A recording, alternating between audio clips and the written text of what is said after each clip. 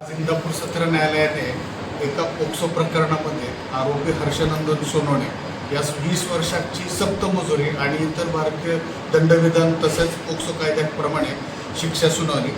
आता याबाबत पीडितेच्या आजीने भिगवण पोलीस स्टेशनला फिर्याद दिली होती। आरोपी त्याच भागातला राहणार होता, पीडिताही त्याच भागातले राहणार होते।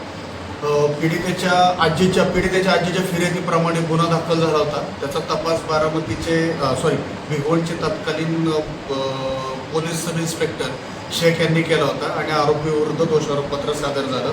या प्रकरणामध्ये या घटनेचे थोडक्यात सांगायचं तर आरोपी आणि पीडिता शाळेत जाताना आरोपी तिला त्रास देत होता आणि सगळ्यात महत्त्वाचं तिचं वय 13 वर्ष 3 महिने होतं आणि त्यांनी त्याचा बालपणाचा गैरफायदा घेऊन तिच्या मर्जीविरुद्ध तिच्यावरती लैंगिक अत्याचार केला होता। त्या अनुषंगाने ही फिर्याद दाखल झाली होती। सरकार पक्षातर्फे एकंदरीत 12 साक्षीदार याच्यामध्ये तपासण्यात आले। पीडितेचा जबाब, तिच्या आजीचा जबाब अत्यंत महत्त्वाचा होता, वैद्यकीय अहवालही महत्त्वाचा होता। त्या अनुषंगाने युक्तिवाद करण्यात आला। पोलीस स्टेशनचे पोलीस अधिकारी श्री निश्चल शितोळे PSI शितोळे यांनी मदत केली आणि आज ही शिक्षा सुनावली गेली।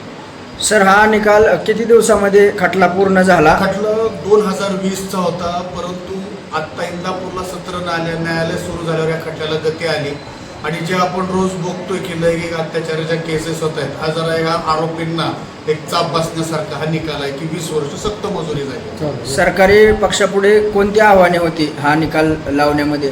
सगळ्यात महत्त्वाचं पीडितेवरती झालेलं लैंगिक अत्याचार साबित करणे फार महत्त्वाचं असतं, कारण अशा घटनांमध्ये पीडिता ह्या आपल्या घरच्यांना, आई वडिलांना अशा घाबरतात, पुढं सांगायला येत नाही, त्यांना फार विश्वासात घेऊन सांगितल्यानंतरच त्या एक्सपोज होतात। या प्रकरणातही तसंच झालं होतं।